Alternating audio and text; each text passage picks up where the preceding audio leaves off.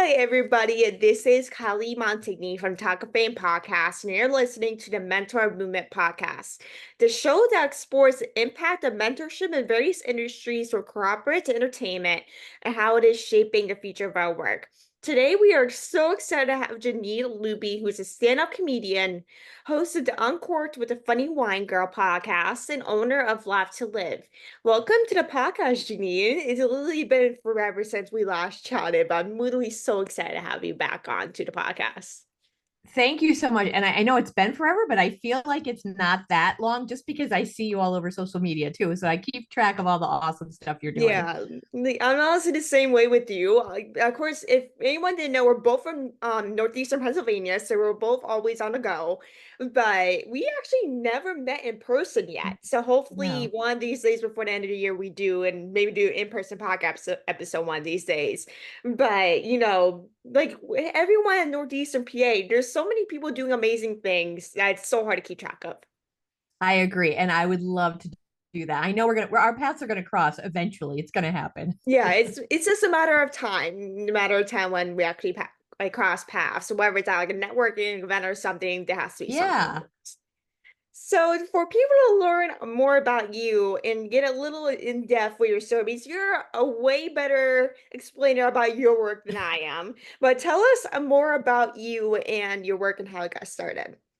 Okay, sure. For past few years, I've been really trying to define me and my brand a little bit better because, you mentioned networking, and it's so important that we get out there and connect with people and share what we do and hear what other people do. So the best that I can say these days is I try to like put it in two different categories. I'm a communicator and I'm a promoter and dealer, I like to say, of laughter and humor.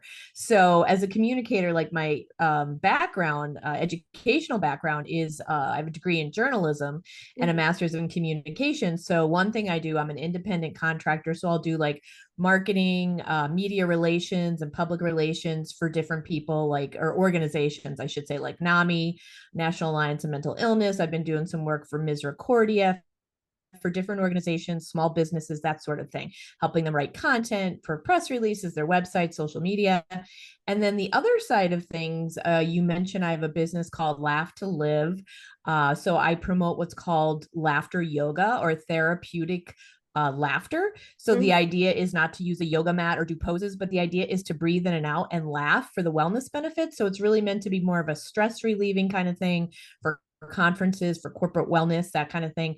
And then the other side of what I do is the humor. So from the Funny Wine Girl brand, I do stand-up comedy, usually by women, for women audiences, although I do mix audiences sometimes.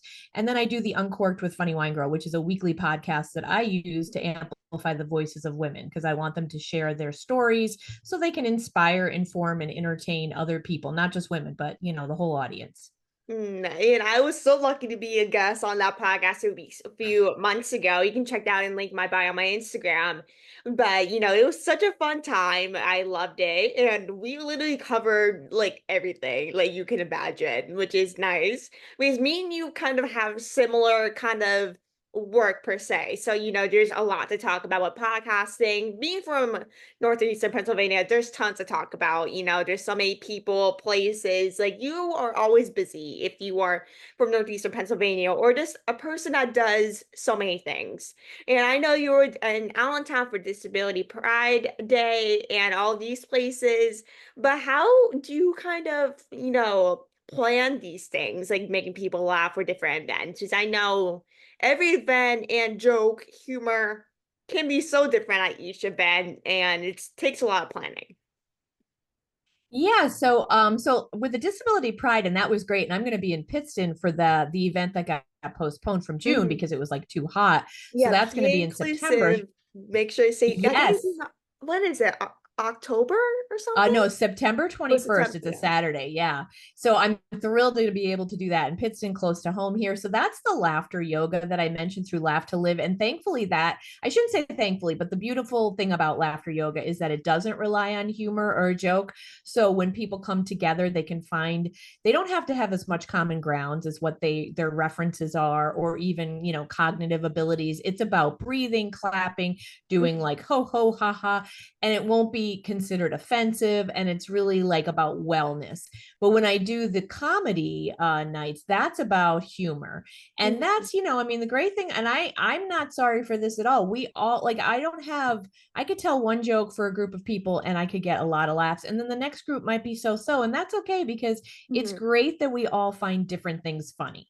Yeah. So, so that's great. As far as the planning, I tried my best to be out on social media, so I connect with a lot of people. And when I do my podcast every week, I usually start off every week by saying how I know my guest, because I just want to encourage people to be curious, to Mhm. connect, to network, because you never know how you can help one another. So a lot of what I do, whether it's my laughter yoga or my stand-up comedy, comes from Mhm. people I've met, or people I've met who've introduced me to other people. Like Disability Pride came about because of this woman, Gab Benesso, who's a mental health advocate, funny comedian, and she does children's shows, and she does a lot of work with Disability Pride. So she Mhm. connected me with Vicky at that organization. So I just think it's great if we can keep like Mhm. passing it on, doing good and passing it on for each other. Yeah, and with Disability Pride, I think it was originally supposed to be in June or July, then ended up getting Yes. rescheduled for weather purposes or something like that. And many people don't know, Be Inclusive is owner or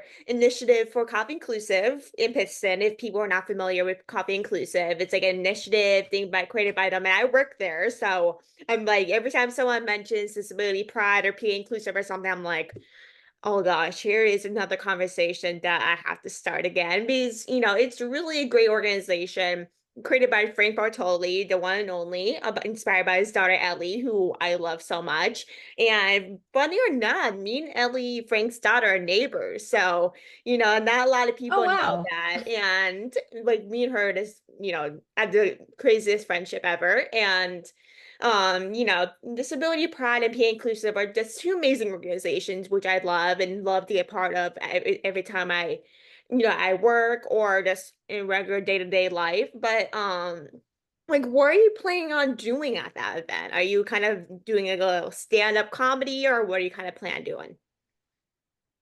No, for that one, I'm going to do kind of like what I did in Allentown in July. I'm going to be doing laughter yoga. So that won't rely on comedy or humor. That will be more about people who just like clapping and laughing and enjoying like the benefits, the health and wellness benefits of laughter. And I know a lot of people might scratch their heads and go, okay, what the heck is laughter yoga? Or people who love yoga might be like, oh, I want to try this. But I always like to make sure they understand it's not what you expect. So there's no yoga mats. We're not bending down. We're not touching our toes. You Mhm. don't have to wear fitness clothes, which makes it really accessible for everybody. So people who don't have the mobility to stand or do a lot of movement, elderly people who may not have as much movement, or people just everybody's ability, they can do this. And the idea is the research shows that when we laugh, when we really heartily laugh, which is what this is all about, we get amazing benefits like lowering our stress, boosting our brain function, helping our heart health, all that great stuff. There's so many great benefits, and there's more information to come in the next couple of weeks. So hopefully our paths cross at this event in Piston. I know, it got rescheduled, but I'm very excited to see maybe you at the event. Depends on the scheduling, but I'm sure I'll be there and hopefully see you at this point. But to go back to being a stand-up comedian, like what inspired you to become a stand-up comedian, and how did you kind of get started in the industry? Yeah, so it's funny because I joke about I don't know if I'm a shy like introvert or extrovert, and I I'm the feel same like way. yeah, I used to say that maybe I'm an extroverted introvert or vice versa. And then I heard the term ambivert or dualvert or whatever, where you could be a little bit of both depending on the situation. Like for me, I kind of need permission, if that's the way of say it. Like I can't Mhm. bust into a room and be like, excuse me, like that's not where I'm comfortable. But if it's Yeah. like, okay, here's your time on stage, or I'm teaching a class, I feel more comfortable. So as a shy kid, I'll say when I grew up, I went to Catholic school, never really got involved in clubs or did anything, but I was always writing. I was a really strong, creative person, writer, always wanted to write funny stuff. And I was in my 20s outside of, graduating from Penn State, didn't get really too involved at Penn State other than with the school newspaper as a writer. Came home to Scranton and I really wanted to try stand up, but I was scared. So I actually tried improv first, which is more of a group thing, which can be scary for some people because you're just thinking on your feet. But I loved it. I enjoyed it. And I tried stand up when I went to visit a friend in Houston because I thought if I wasn't funny, I didn't know anybody there and they didn't know me. And it went really well. And then I came home and I just wanted to do it more. And it's just fun because it's therapeutic for, you get to be creative. You get to like use what we call like the pain points, the stuff that causes us kind of like heartache in life, and kind of like turn it around and make, we're powerful then when we can make jokes at what's happening in life. I love it. Like I was kind of shy as kid growing up. I know, you can relate to being shy and not joining as much. Like, I was the shyest kid to the point where I didn't really talk to my family at family events. That's how like that's the point. Nor did I think I would start a podcast at 14 years old. Like that was not a thing because I was like, I'm the shyest kid. If I can't talk to anyone, how am I supposed to talk to people and make a podcast interesting? Because that's not how shyness works. But, as time goes on, people change as they grow older. And the pandemic really changed that for a lot of people. And that's kind of when everything with podcasting and everything started was a pandemic. Because, when Northeast Pennsylvania, like we got hit pretty hard. So, we had tons of time in our hands, we're home in quarantine. Like we couldn't leave the house. Like it was to the point where I was like, I'm bored. I'm watching TV about 90% of my time. Like I'm sick of doing nothing like throughout this pandemic. I actually want to make something interesting and make myself busy besides school, or if it's summer, like I need something else to do besides hanging out with friends and going on walks. Because I used to go on walks with my dad or friends or whatever every single day during the pandemic. And so I ended up coming up with this idea about the podcast, nor did I think it would last like 3 years later. But I had this conversation like every time I see my Aunt Rennie, who and Yeah. every time I see her or talk to her, me or her always have these discussions where like we're very extroverted. It might seem on social media, but we are basically in the mix of introverted and extroverted. It depends on the situation. Even though we both either on the news with her being on news or me doing podcasts, we might seem to be the most talkative people. But even if you see me in public, I might be very introverted depending on the situation. But I feel like everyone is a bit of introverted, even though they're very social at the same time. Like it can depend on the situation. Yeah, completely. I agree. Yeah. And I just want to say kudos to you though, because you're young, like you're very young. And I think you're overcoming what a lot of people take many years to overcome. Like honestly, I didn't really do much in high school or college as far as putting myself out there. And I'm so glad it took me into my 30s. So kudos to Mm. you, and you're being a shining example for young people. Thank you. And it's always good for college applications. I'm going into my senior of high school right now. So, as you know, these times as a senior in high school, college and everything can be very stressful. I'm already freaking out about it. My biggest top choice is Penn State University. Go Lions. And, Woo. I grew up a diehard Penn State fan with everyone with the Penn State in my family. So, if I don't apply to Penn State, then what am I going to do with my life, with the Penn State alumni? But how did you like Penn State? Because I know not a lot of people in Pennsylvania are Penn State fans. You're either, maybe Pitt fans or Penn State. It's either those two. But what was Penn State like for you in your experience? So for me, you know what, I was again kind of like not only being shy, but I was also kind of like, I'll say like a mama's girl. I was pretty close to my family, and a lot of my friends are like, "You'll never leave, your family." And honestly, I didn't look to leave as a freshman, so I, excuse me, I started at a college satellite campus in Scranton, the Scranton Penn State, because it was an easier transition for me. And I just always liked the idea of Penn State. I just think I knew it was a great, institution, had a great reputation, and they had a good journalism program. So I went to Worthington first, but with my program journalism, I couldn't. I had to go down in the middle of my sophomore year, so I did 3 semesters here, and then I went down to main campus. And I will tell you that one semester transition was hard. It was really hard for me because I was used to like getting A's and high honors, and I had a class I almost failed, and the transition was hard being away from my family. I remember that was like you weren't even born, but like the Iraq war was going on, so I that worries and fears, and I wasn't home home with my family. So it was rough for me. But once I got over the hump with that one semester, my final 2 years, and I was proud to say I finished in 4 years. A lot of people take 5, they take 6. A lot of people I knew down there were taking, as they said, the long plan, but I did it in 4 years with a minor in sociology and a BA in journalism. And I had a great time. I found a lot of good friends, which helped me to feel more like I wasn't alone. And I actually did go down there with 2 friends here from Scranton. But once we got over that hump of transition, we had a great time down there. I really Mhm. enjoyed everything that the school had to offer. Yeah, Penn State is seriously like the best school. I grew up going to Penn State games at the campus, saw courts. I was very familiar with the campus growing up. And the ice cream, it's literally the best ice cream ever. If you were ever at Penn State at a football game or just visiting, try the creamery. I totally Oh, recommend. It's yes. really amazing. Every time I go to PSU, I have like a tradition where every time I go to Penn State, I go to the creamy to the ice cream. It's like a tradition for me.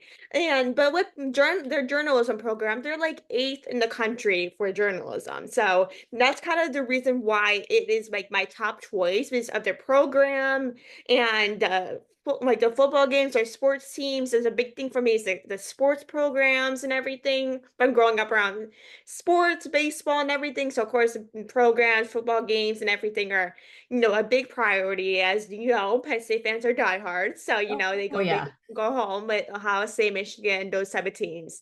But, Penn State is this amazing school, not just for sports, but also journalism, business, engineering. Like these have such a great program. Yeah, absolutely. And to be honest, when I was there, it's so funny. I didn't really care so much about the football games. I went like once or twice, but I care more about those now. And I think they're fun to watch now that I've graduated. But yeah, I think it's great that they don't only have a good athletic tradition, but I feel like they have a really good academic tradition with their athletes. And I think that's something to be proud of. Definitely. And to wrap up this episode, like what does mentorship mean to you? I would say I would use the one word sharing. I think it's all about sharing your time, your knowledge, and your resources, whatever they might be. Some people are in a position where they might have actual money to invest or help people. Some people who don't earn as much, maybe they don't have the funding financially, but they can offer help and resources as far as contacts. Like, let me help connect you with such and such. I try right now myself to do that with people when I meet them and say, oh, I know somebody that you might want to meet. I think that is part of mentorship and offering your time. If someone says, hey, can I have coffee with you and pick your brain about something, saying yes to that and being open because I think that's the best thing we can do for other people who want to learn is to share everything that we know and not just what we know, but also what we don't know, the mistakes we made. All that stuff has so much value. You are so correct. Mentorship can come in many ways. And I know with this area, in Pennsylvania, there is so many people and everyone really that is willing to take their time for you to pick their brain about something. Whether it's about comedy, business, journalism, whatever it may be, everyone is willing to answer a couple questions or go for coffee with you to talk about what they do and what like college they went to, what to do for college, where you should apply. Like everyone is willing to answer any question yeah you have, even if you're a coming senior in high school or something. Like everyone's willing to chat with you about anything that you want. It's just a matter of asking. And because you never know what people would say if you ask them. The worst thing they can say is, I'm busy right now. Reach out to me in a few weeks. That's the worst thing they can say. Yeah, I agree with that. And that's a lesson that even not just young people, all of us need to be reminded of daily. I had a small example of that where I wanted to be due to do a couple minutes on this other woman's comedy show. And I'm like, I want to do it. I want to do it. And I'm like, I asked her and she said, yeah. So you have to ask because even though we've heard this a million times, the truth is it will always be no. The answer will always be no if you don't ask. So why not ask? Exactly. The word like it's always to ask. If they don't ask you, why not ask them? The worst they can say is no. So it's like, why not reach out? If you want the experience, like you just have to work hard for it, no matter what. That's something that I had to learn the hard way is ask and like this make connections because you don't know what people have connections to. So really just network around. There's so many network programs here in our area. So just look around social media, there's tons. But, mentorship is the key. No one, the worst thing people can say is no, but just ask. The worst they can say is no.